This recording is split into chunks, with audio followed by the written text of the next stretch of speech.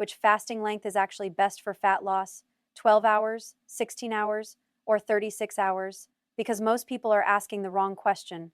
They think fat loss is about eating less and suffering more. They think the longer you fast, the faster the weight falls off. But here's what's really going on inside your body. Fat loss is not controlled by willpower alone. It is controlled by hormones, metabolic flexibility, insulin levels, liver health, stress chemistry, and how efficiently your body can switch from burning sugar to burning stored fat. That means two people can do the exact same fast and get completely different results. One person does a 16-hour fast and feels energized, leaner, mentally sharp. Another does the same fast, feels exhausted, overeats later, and stalls weight loss. Why? Because the fasting window is only one piece of the equation. What the research shows is that time-restricted eating can improve insulin sensitivity, reduce calorie intake naturally, and support body composition, but the best protocol depends on the person, their metabolic health, stress load, sleep quality, and consistency. Longer is not always better, smarter is better. Let me explain this with a simple analogy. Think of your metabolism like a hybrid car. If the battery system is damaged, switching fuel sources becomes inefficient. Your body should move smoothly between glucose and fat, but if insulin stays elevated all day from frequent eating, processed foods, poor sleep, and stress, that switch gets stuck. Fasting helps restore the switch, but the right dose matters. In today's video, I'll break down exactly when 12-hour fasting works, when 16-hour fasting becomes powerful, and when 36-hour fasting can be a game changer or a mistake. We'll also cover who should use each method, common errors that stop fat loss, and how to choose the best fasting length for your body right now. Because the best fasting plan is not the hardest one. It's the one your body can actually benefit from consistently. Let's begin with the most underestimated fasting strategy of all, the 12-hour fast. Many people dismiss it because it sounds too easy. They assume if 12 hours is good, then 16 must be better, and 36 must be best. But physiology does not work like that. More is not automatically better.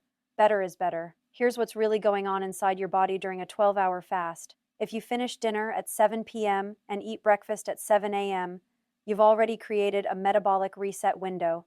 During that overnight period, insulin levels begin to fall. Your digestive system gets a break. Liver glycogen starts to be used gradually.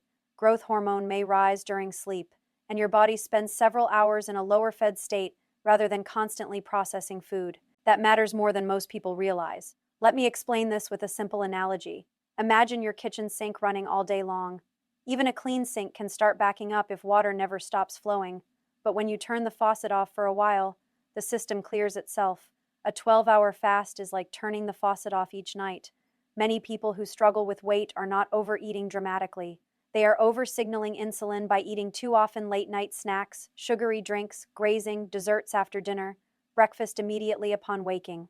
It's the frequency that creates metabolic traffic. Research on circadian rhythm and time-restricted eating suggests that aligning meals earlier in the day and reducing late-night eating may improve glucose control, appetite regulation, and body weight outcomes. Your body handles food differently at midnight than it does midday. So who benefits most from 12 hours? The beginner, the person with stress, the person sleeping poorly, the person who keeps failing aggressive fasting plans, the person who says, "I can't stick to anything," because consistency beats intensity. Here is a practical protocol. Finish dinner 3 hours before bed, no calories after dinner, hydrate with water or herbal tea, eat breakfast 12 hours later. Focus meals on protein, healthy fats, fiber, and minerals. Repeat daily for 2 weeks. Before progressing, this alone can reduce mindless calories, improve morning hunger signals, and stabilize blood sugar swings. And here's the hidden power. A 12-hour fast builds confidence. It teaches your body that not eating constantly is safe. That's important hormonally and psychologically. Now let's move to the fasting window that gets the most attention, the 16-hour fast. This is where many people begin to notice real fat loss momentum. Why? Because a 16-hour fasting window usually gives the body enough time to move beyond simply digesting food and into a deeper low insulin state. Glycogen stores, especially liver glycogen, begin to decline more meaningfully. As insulin stays lower for longer, your body becomes more willing to access stored fat for energy. That is the shift people are looking for. Let me explain this with a simple analogy. Think of your body like a house powered by 2 fuel tanks. One tank holds quick fuel glucose. The second tank holds reserve fuel body fat. Most people keep refilling the quick tank every few hours, so the reserve tank never gets touched. A 16-hour fast creates enough space for the quick tank to run lower, forcing the system to finally tap the reserve supply. This is why many people feel a change around this level of fasting.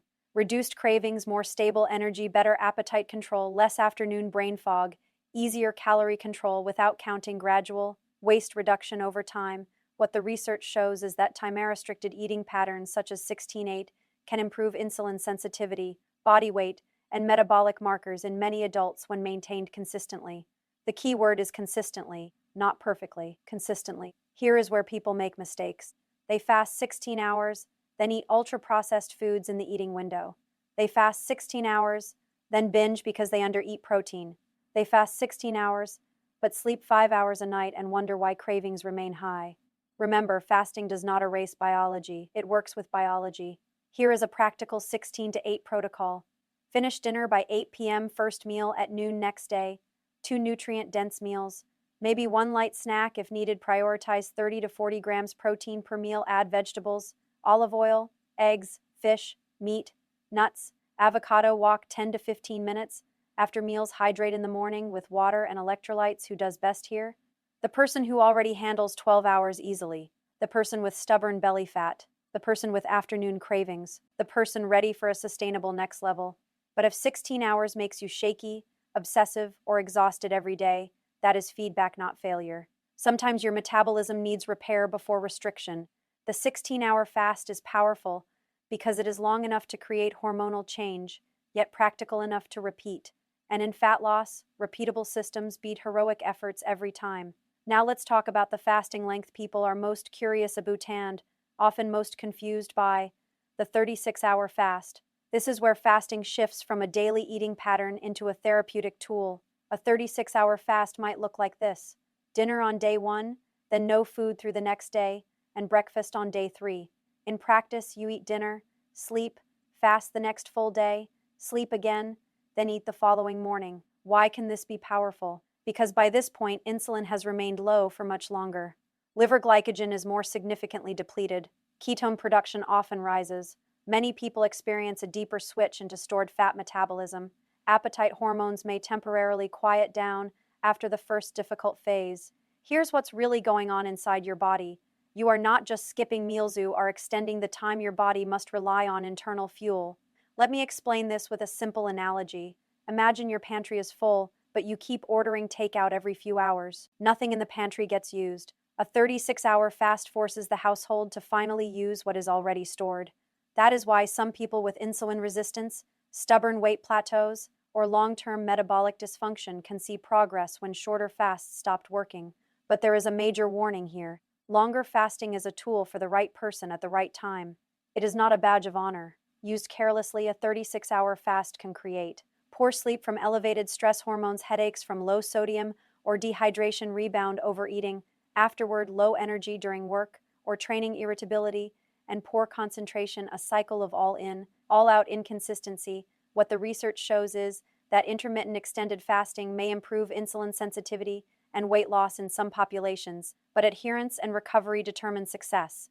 A perfect protocol done once is weaker than a smart protocol done repeatedly. So who might benefit? Someone already comfortable with 16-hour fasting, someone with a plateau despite clean nutrition, someone medically cleared and metabolically stable, someone who can recover properly afterward, who should be cautious. Poor sleepers, highly stressed individuals, undereaters, those with history of binge eating, very lean individuals, pregnant women, or those with medical conditions requiring supervision, practical use. Try one 36-hour fast once weekly or every other week, not daily extremes. Use water, electrolytes, light movement, and prioritize protein-rich whole foods when refeeding. Now we need to talk about the hidden variable that determines whether fasting helps you lose fat or causes you to stall. That variable is stress chemistry. Most people only think about calories and fasting hours, but your body is not a calculator. It is a hormone-driven survival system, and one of the most powerful hormones in that system is cortisol. Cortisol is not the enemy. You need it in healthy amounts. It helps wake you up, regulate blood sugar, mobilize energy, and respond to challenges. But when cortisol stays elevated from poor sleep, emotional stress, overtraining, undereating, or aggressive fasting, it can interfere with fat loss. Here's what's really going on inside your body. If the brain perceives stress, it may signal the liver to release more glucose. Blood sugar rises. Insulin may rise in response. Hunger hormones can become louder. Cravings for quick energy increase. Belly fat storage may become more stubborn over time. This is why some people say, I'm fasting longer, but I'm not losing weight. The fasting may not be the issue. The stress response may be the issue. Let me explain this with a simple analogy. Imagine trying to save money while a hidden subscription keeps draining your bank account. You focus on earning more, but the leak remains. In metabolism, that hidden leak is often chronic stress. This is especially common in people doing 36-hour fasts too often, combining fasting with intense workouts, sleeping 5 hours, drinking too much caffeine, and pushing harder when the body is already exhausted. That approach often backfires. What the research shows is that sleep restriction alone can worsen insulin sensitivity, increase hunger, and shift food choices toward higher calorie foods. So if sleep is broken, fasting becomes harder and less effective. Here is a smarter protocol. Prioritize 7 to 9 hours of sleep. Use shorter fasting windows during high-stress weeks.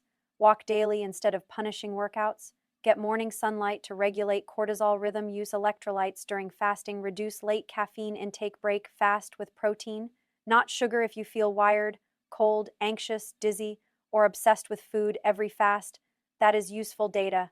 Your body may need support before more restriction. Sometimes the best move is stepping back from 36 hours to 12 or 16 hours and repairing sleep first. This is wisdom, not weakness, because the goal is not to prove toughness. The goal is to create a metabolism that feels safe enough to burn fat efficiently. Now let's answer the real question. Which fasting length is best for fat loss? 12 hours, 16 hours, or 36 hours? The honest answer is this. The best fasting length is the one that matches your current metabolism, your stress load, and your ability to repeat it consistently. Not the one trending online, not the one someone else succeeded with, not the hardest protocol, the one your body can actually benefit from. Let me explain this with a simple analogy. Imagine prescribing shoe sizes. If I told every person to wear size 10 because it worked for someone else, that would be ridiculous. Yet people do this with fasting every day. Different bodies need different doses. If you are a beginner, inflamed, tired, or inconsistent, start with 12 hours. Why? Because you need rhythm before intensity. You need stable blood sugar before extended fasting. You need confidence before challenge. A 12-hour fast can dramatically reduce late-night eating, improve digestion, and begin lowering insulin exposure. If you want sustainable fat loss and better appetite control, use 16 hours. For many people, this is the sweet spot. It is long enough to create meaningful hormonal change, but realistic enough for real life. This is where many notice waist reduction, better focus, and fewer cravings. If you are plateaued and already metabolically adapted, strategically use 36 hours. Not constantly, not emotionally, not to punish yourself after overeating. Use it like a precision tool occasionally, intentionally, with recovery built in. What the research shows is that adherence predicts long-term outcomes more than intensity alone. In plain English, the plan you can sustain usually beats the plan that sounds impressive. So ask yourself 3 questions. Can I do this without obsessing about food? Can I sleep well doing it? Can I repeat it for the next 3 months? If the answer is no, it is likely the wrong dose. If this is helpful so far, consider subscribing. I post content like this every day. My practical recommendation for most people, start with 12 hours for 2 weeks, progress to 16 hours. If energy is stable, use 36 hours, only after adaptation and only when needed. That is how you build metabolic strength, slowly, intelligently, sustainably, because fat loss is not won by extreme effort. It is won by the right signal, repeated long enough to matter. Let's finish with the most important lesson of all. Fasting does not cause fat loss by magic. It creates conditions where fat loss becomes easier. That distinction changes everything. Many people fast, step on the scale the next day, and panic if weight did not drop. But scale weight is influenced by water, sodium, glycogen, digestion, inflammation, hormones, and sleep quality. Fat loss is slower, steadier, and more biological than emotional. Here's what's really going on inside your body. When fasting is done correctly, it may help lower insulin exposure over time, improve access to stored body fat, reduce mindless snacking, improve appetite awareness support.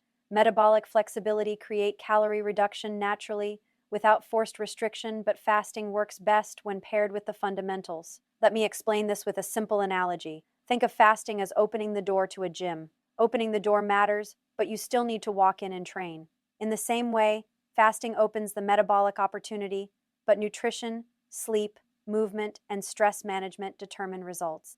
That means if someone fasts 16 hours and then eats ultra-processed foods, sleeps poorly, and never moves, progress may be limited.